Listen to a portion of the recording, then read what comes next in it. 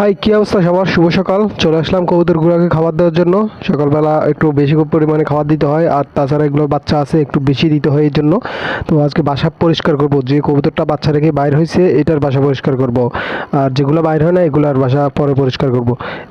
এখন বাচ্চা রাখে বাইর হয়েছে আপনার ঘিয়া চুল্লিগুলো, আমরা সাধারণত গ্যাস বলে থাকি, এগুলাকে আমাদের দিকে গ্যাস বলে।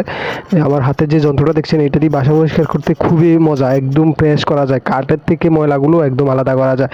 বাচ্চাগুলোকে বের করে নিলাম, এখন বাসাটা একদম প্রেস করব, খড়কুটো যায় আছে, পায়খানা টায়খানা তাদের সব কিছু একদম বাইর করে ফেলবো। তাহলে আপনার বাসাটা একদম প্রেস থাকবে, আর জীবাণুনাশক দিয়ে দিব পরে। আর মাসে অন্তত 2 থেকে 2বার বাসা পরিষ্কার করতে হবে মিনিমাম। আমি সবসময় 2বার করি, 15 দিন পর পর করি, একদম প্রেস করে দিই, এতে করে আপনার রোগ জীবাণু পোকামাকড় এগুলো কম হয়।